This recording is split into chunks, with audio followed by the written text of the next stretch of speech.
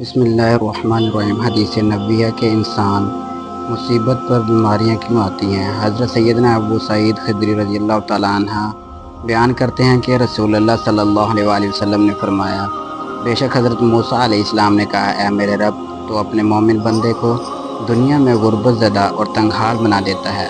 اتنے میں حضرت موسیٰ علیہ السلام کے لیے جنت کا دروازہ کھول دیا گیا اور وہ اس وقت دیکھنے لگے۔ پھر اللہ تعالیٰ نے فرمایا، اے موسیٰ، یہ جنت میں نے اس مومن کے لیے تیار کی ہے۔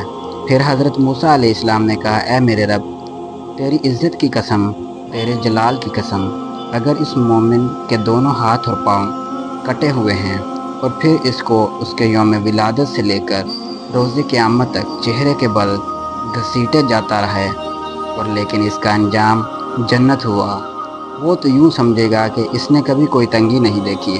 پھر حضرت موسیٰ علیہ السلام نے کہا، اے میرے رب، تو نے اپنے کافر بندے کے لیے دنیا میں بڑی وسعت پیدا کی ہے۔ اتنے میں موسیٰ علیہ السلام کے لیے جہنم کی طرف ایک دروازہ کھولا گیا اور ان سے کہا گیا، اے موسیٰ علیہ السلام، یہ جہنم اس کافر کے لیے تیار کی ہے۔ موسیٰ علیہ السلام نے کہا، اے میرے رب، تیری عزت اور جلال کی قسم، اگر اس کو اس کی قوم یوم تخلیق سے روز قیامت تک پوری دنیا دے دی جائے لیکن اس کا انجام یہ ہوا تو وہ یوں سمجھے گا کہ اس نے کبھی کوئی بھلائی نہیں دیکھی۔ حضرت عامر رضی اللہ تعالیٰ عنہ بیان کرتے ہیں، رسول اللہ صلی اللہ علیہ وآلہ وسلم نے فرمایا، امراض اور ان کے ثواب کا ذکر کیا تو فرمایا، جب مومن کو کوئی بیماری لاحق ہوتی ہے اور پھر اللہ تعالیٰ اسے عافیت و صحت عطا فرما دیتا ہے تو وہ مرض اس کے سابقہ گناہوں کا کفارہ ہے، سبحان اللہ، اور مستقبل کے بارے میں واعظ نصیحت بن جاتی ہے۔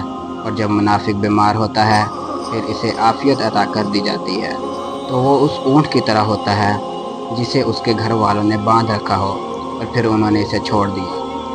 اسے پتہ نہیں ہوتا کہ انہوں نے اسے کیوں باندھا تھا اور کیوں چھوڑا ہے۔